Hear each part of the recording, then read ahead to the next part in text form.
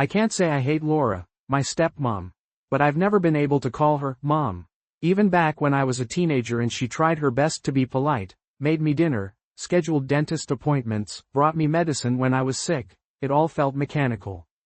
Like she was playing a role she could never fully inhabit. And I was playing the son who was supposed to be grateful. I'm 26 now. I live alone in a one-bedroom apartment in a quiet part of town, work as a teaching assistant at the university, and I'm doing my master's in psychology. I visit my dad and Laura once a month, mostly out of obligation. Sometimes I call my dad if something serious comes up, but the conversations are always short and formal. He likes to ask if I'm seeing anyone, if I'm eating properly, and ends with something like, "Laura and I love you." I never say it back. My mom died when I was 15. Ovarian cancer. She fought it for almost a year, and it was the weirdest year of my life. Full of absurdity. The illness took her piece by piece. First, she stopped singing in the mornings, then her scent disappeared, then her smile. One day I came home from school and she was bedridden. 2 weeks later, she was gone. After the funeral, my dad was lost. He was distracted, forgetful, irritable. I figured it was normal. But 6 months later, Laura showed up.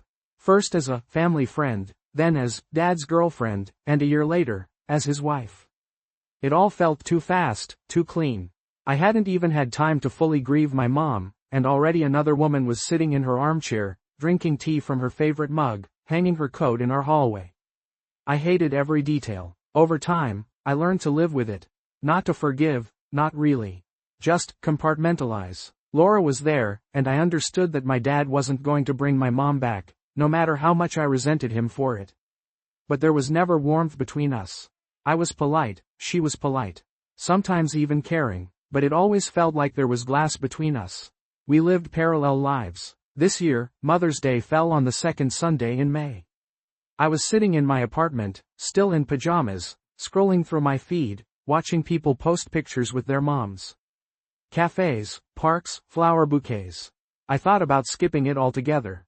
But around noon, my dad called. His voice was cheerful, too cheerful, the kind he used when he wanted something. "Hey, kiddo, we're having dinner for Mother's Day. Laura's grandma's coming, her nephews, Martha and her husband. We'd really love for you to be there. It wouldn't feel right without you." I could have said no, claimed I was busy, sick, working. But I knew that would just make things worse. They'd start texting, calling, dropping guilt-laced hints. I said, "Okay, I'll come," but the gift, that was harder. What do you give someone you don't feel anything real for? Flowers? Too impersonal. Perfume? Too intimate. Clothes? Hell no. A spa voucher? Cliché. I bounced between, don't give her anything, and, just grab some random crap. But then I remembered the old box of my mom's things stored in my dad's garage. Maybe there was something symbolic in there. I knew it was a weird thought. But I wanted the gift to be honest. Not cold, like cash in an envelope. The garage was like a time capsule. My dad never threw anything away.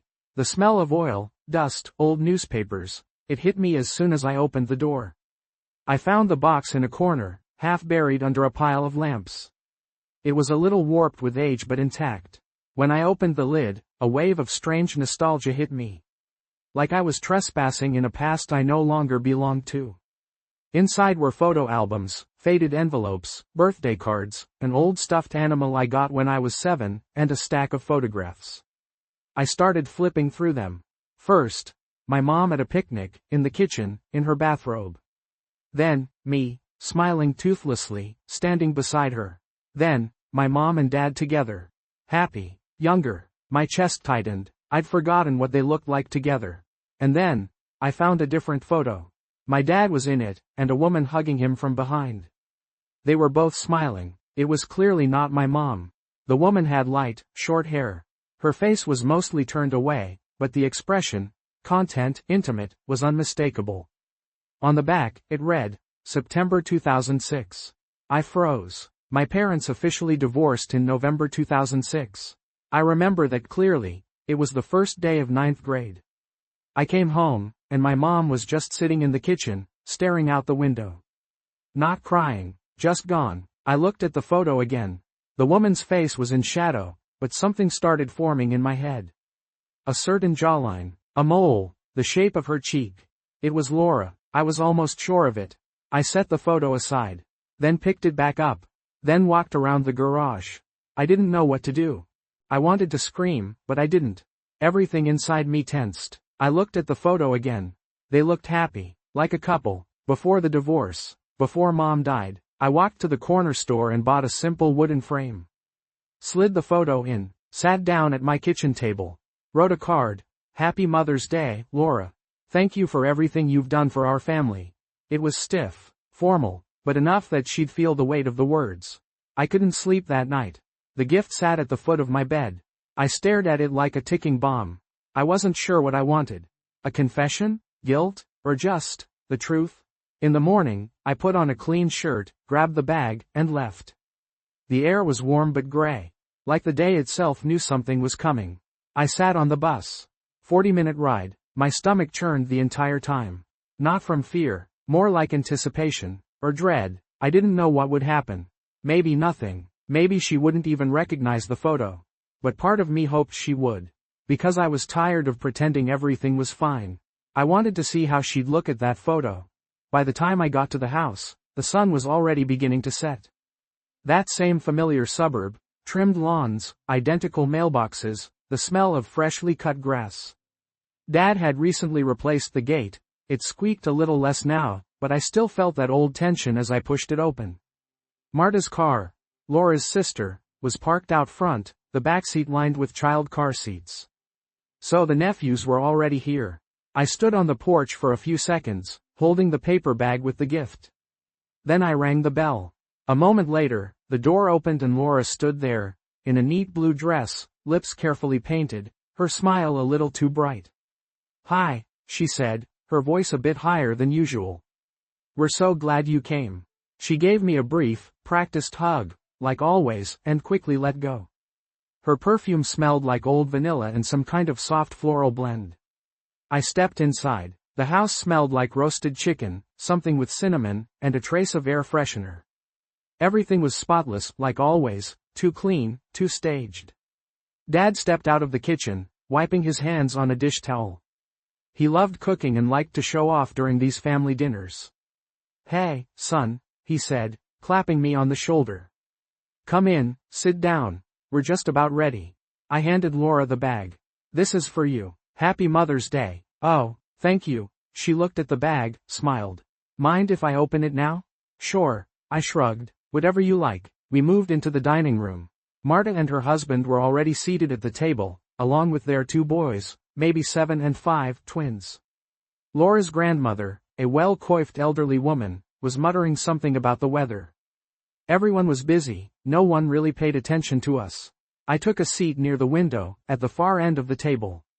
Laura stood near the entrance, holding the gift. She carefully unwrapped the paper, as if trying not to damage it. Took out the box, opened it. Inside was the framed photograph, and a card. She picked up the card first. Read it, smiled, automatically, not genuinely, and gave me a little nod. That's really sweet, thank you. Then she pulled out the photograph. 1 second, 2, she froze. Her smile faded, slowly, like it was melting. Her eyes were locked on the image. Her fingers clenched the frame just a little tighter. She didn't say anything. What is it? Marta asked, sipping her wine. Laura didn't answer. She just kept staring. I was watching her. She understood. I could see it. Her expression changed. First confusion, then recognition. Then something like fear, maybe guilt, and finally, a mask. She looked up, met my gaze, and tried to smile again. But it was too late. Everyone in the room had noticed. Oh, she said, trying to sound surprised. This is an old photo. Where did you find it? Her voice was hoarse. She was trying to keep it casual, but there was nothing casual about it. Just tension. In the garage, I said calmly. Among Mom's things. Dad, who had just walked in carrying a dish of roasted potatoes, stopped in his tracks. His face stiffened. He placed the dish on the table, a little too firmly. What year is that? Laura's grandmother asked, leaning in. You both look so young. 2006, I replied. Silence. Laura looked back at the photo. Her hands were slightly shaking. Dad glanced at her, then at me. His brow furrowed. He opened his mouth to say something but didn't. I saw his jaw tighten. Well, it's lovely, Marta offered, trying to diffuse the moment. You both look so happy. Yes, Laura said, old times. She slowly placed the photo back in the box. Closed the lid, set it beside her chair. After that, the conversation dulled. Everyone became quieter, more focused on their plates. Even the kids stopped chattering. It was like the room had filled with something heavy and dense. Laura didn't look at me again. Dad barely spoke. Only Marta kept pretending everything was fine. I ate, barely tasting anything. I watched Laura push food around her plate without really eating. Her back was too straight. I knew. She was trying to hold it together. Pretend. Skip over the moment. But the moment had already happened. After dinner, Laura said she wanted to take a walk in the garden. She grabbed her wine glass and stepped out the back door. Almost immediately, Dad got up and followed her. Laura's grandmother moved to the living room, and the boys took their tablets and plopped down on the floor. Marta leaned toward me. What did you give her? I looked at her. She clearly sensed something was off. A photo. Old one. Found it by accident. Didn't look like she expected that, Marta murmured. Laura doesn't like surprises. Apparently not, I said, getting up. I stepped outside. Breathing was easier there. I could hear nothing but the hum of streetlights and the faint clink of ice in her glass. I walked around the house and saw Laura and Dad standing on the back deck.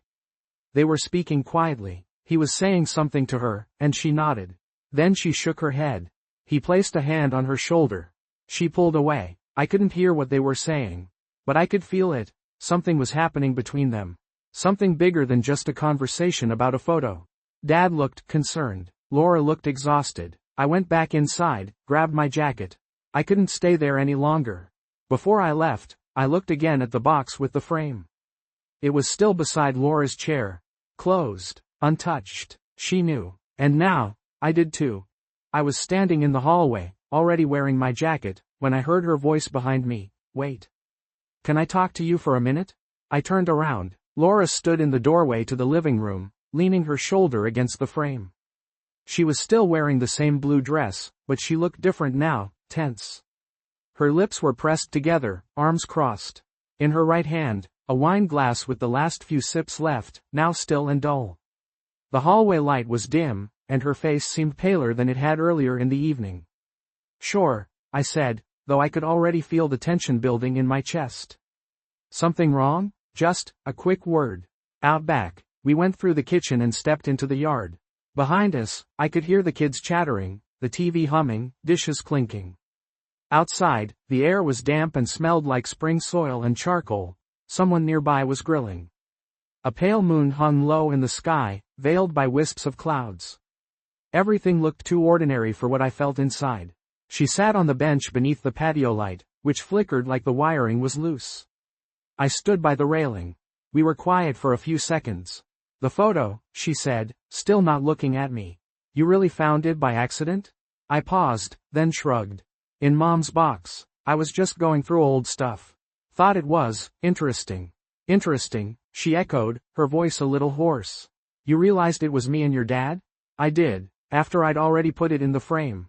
She nodded slowly, staring out across the dark patch of lawn. You know how that looks, right?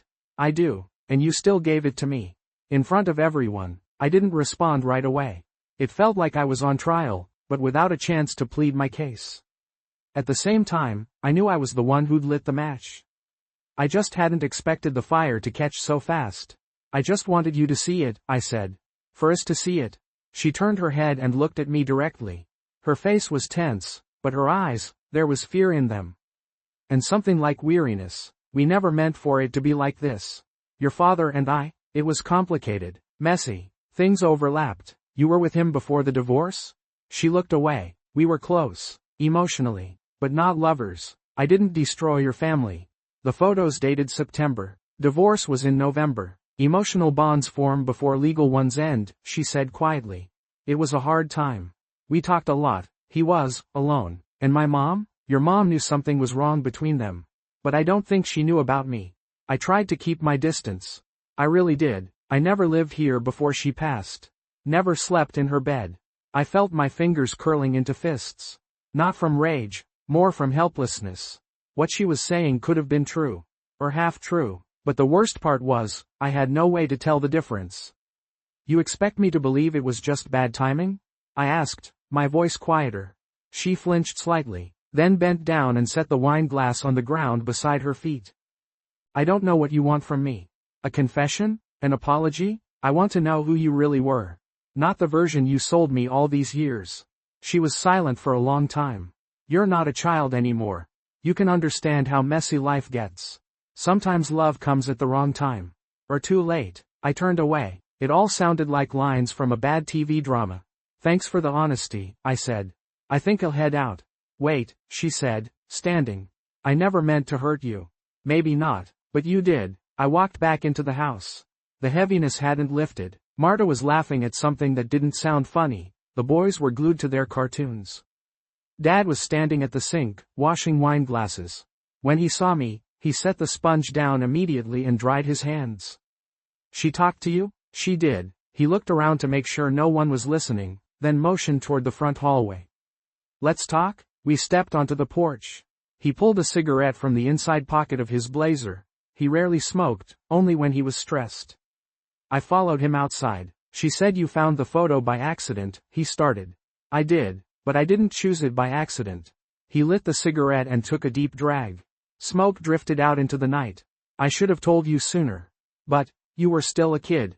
Your mom was sick. Everything was falling apart. I was weak. Were you unfaithful? He closed his eyes. We didn't sleep together, if that's what you're asking.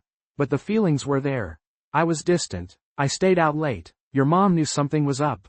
She just never said anything. Why not? Maybe for your sake. Or maybe because she was tired of fighting. I could feel everything inside me tightening. Not in some dramatic, emotional wave, but deeper. Like a silent crack running through the foundation of everything I thought I knew. Why keep it a secret all these years? Because we wanted to protect what little piece you had left. To let you believe your mom died with dignity, not betrayal. We thought it was a lie that helped more than it hurt. It didn't help, I said flatly. He didn't argue. I just want you to know, he said, voice low. I didn't abandon you. Or her. I just didn't know how to hold it together. We stood in silence. The breeze pulled at the edge of his jacket. Smoke curled and vanished into the night. So now you know, he said. I do. What will you do with it? Nothing, I said. Not yet, but I'm not the same person who came here tonight. I turned and walked down the steps. He didn't stop me. Inside, I felt like something fundamental had shifted, like I was walking with a new weight I hadn't known I was carrying. The street was quiet, the sky murky. I walked aimlessly, letting the cold air bite at my face. I didn't know where I was going, just that I couldn't stay. And I knew, somehow, the hardest part hadn't even started yet. I couldn't let it go. Even though Laura and Dad had tried to smooth it over, their words didn't sit right. They were too practiced, too polished, like lines from a script. I couldn't shake the feeling that they weren't telling me everything. Not outright lying, just editing. All week, I felt like someone had pulled the floor out from under me. Like I'd been looking at the sky through a swimming pool and thought it was blue, until someone drained it and showed me the ceiling. I went through my usual motions. Work, classes, conversations, but my mind was stuck on one question. When did it really start? By Friday night, I couldn't take it anymore. I called Aunt Susan, my mom's younger sister. We were never especially close, but she had always been direct. And more importantly, she knew things. Hey Susan, got a minute to talk? Of course. Everything okay? It's about Mom, and Laura, and Dad. I need to understand something. Hang tight. Are you home? I'll come over. It'll be easier in person. 40 minutes later, she was sitting at my kitchen table with a cup of tea, looking at me the way people do when they know you're about to ask something they've dreaded answering for years. I sat across from her, hands wrapped around my mug, like that would stop them from shaking. I found a photo, I said. Dad and Laura, it's dated fall 2006. Before the divorce, they looked like a couple. Susan stared into her tea. Then she nodded. You've grown up. I guess it's time you knew. So it's true? Yes, she said softly. Laura was with your father while he was still married to your mom. It started not long after your mom first got sick. He met Laura at work. It escalated quickly. At first it was secret. Then he started coming home less. Your mom figured it out, but she didn't say anything. Why not? For you. She didn't want to divorce while you were still so young. She told me once, let him stay. Let there be a family, even if it hurts me. But eventually, she couldn't take it anymore. She filed for divorce herself. Though honestly, I think he would have left anyway. I felt something press against my chest from the inside. Like a piece of me caved in. So he left her, while she was dying? Not immediately. But yes, he was already emotionally gone by then. I saw it happen. I wanted to confront him. But your mom asked me not to. She said knowing the truth would hurt you more than the illusion. I stood up and paced across the kitchen. My head felt like it was stuffed with static. My whole childhood narrative, rewritten in an instant. I'd always thought my parents just drifted apart. That the illness broke them. But no, betrayal did. And you all stayed quiet? For 15 years? We didn't know how, or when, to tell you. And then, you grew up, moved out. It felt like the past had passed. It didn't, I said flatly. Susan didn't argue. She looked at me with sympathy, which only made me angrier. I didn't want pity. I wanted truth, and I should have had it long ago. That night, I texted my dad, I need to talk with you and Laura, tomorrow night. I'm coming over. He replied quickly, okay. We'll be here. All the next day, I felt like I was walking toward a ledge. My stomach was a knot. I didn't know exactly what I would say, but I knew I couldn't stay silent.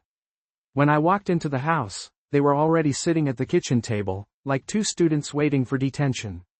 Laura had nothing in her hands. Dad held a mug of tea, untouched.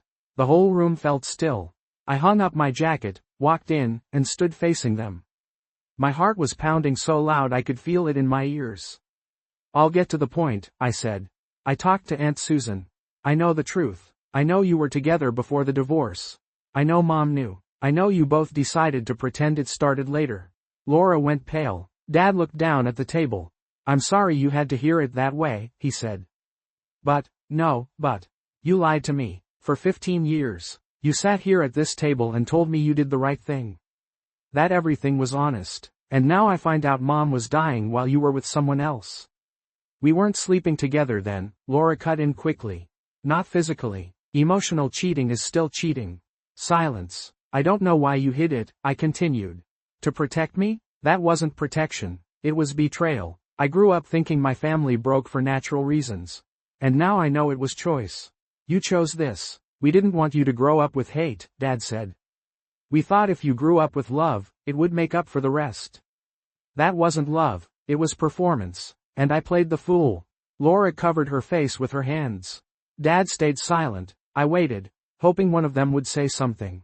Regret. An explanation. But he just stared at the table. I need time to think, I said. Don't expect to see much of me around here for a while. Please don't go like this, Laura whispered. We love you. You're still part of this family. You think that, I said. I'm not sure I do. I turned and walked out. No one stopped me. The cool night air hit my face like a slap. But for the first time in days, I could breathe. I didn't feel better. There was no catharsis. Just emptiness. And the realization that truth, even when freeing, can leave you hollow. What comes next? I honestly don't know. A week had passed. No calls. No texts. Not from Dad, not from Laura. Absolute silence, as if the whole family had paused, unsure how to move. Or maybe they were just waiting for me to decide what came next. I didn't know either. On the surface, everything looked normal. I went to work, taught my classes, answered emails. But inside, something buzzed.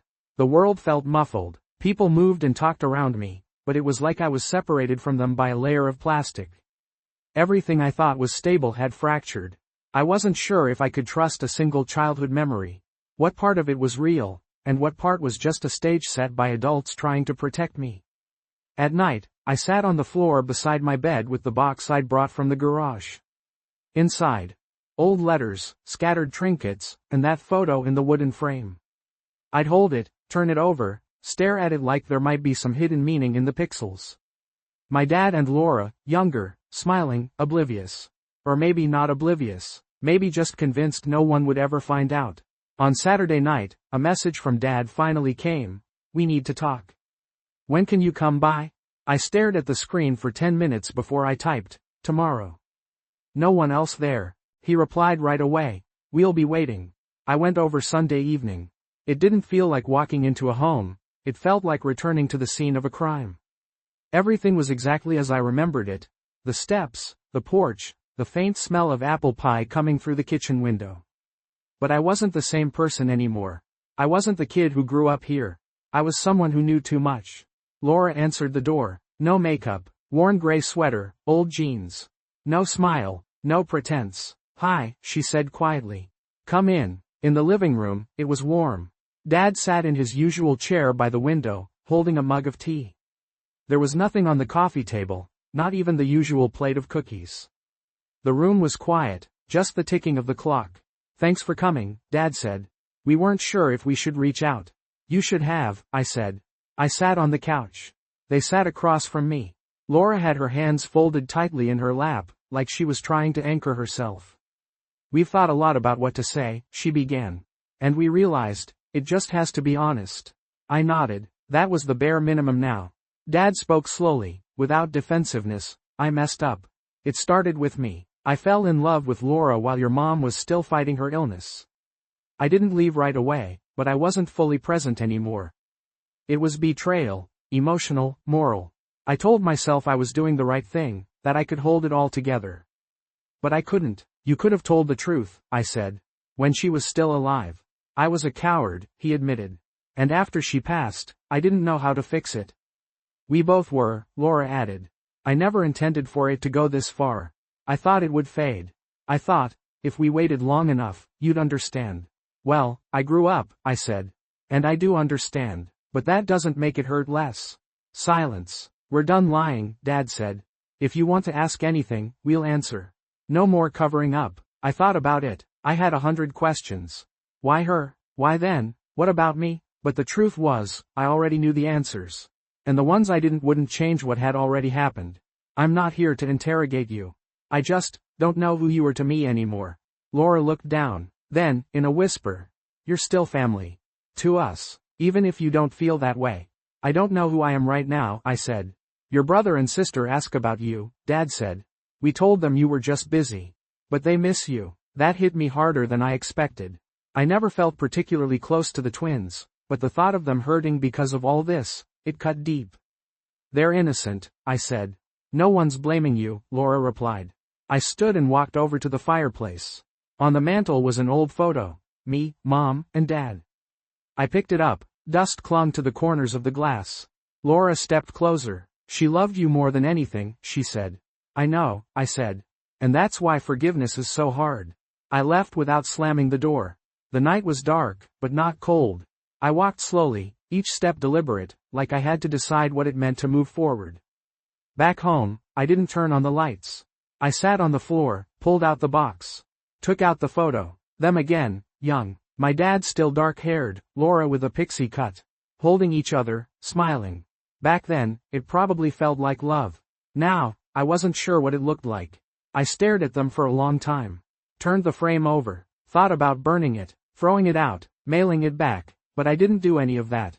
I didn't know if I'd ever be the son who forgives, or the man who walks away. I just knew I couldn't go back to the person I was before.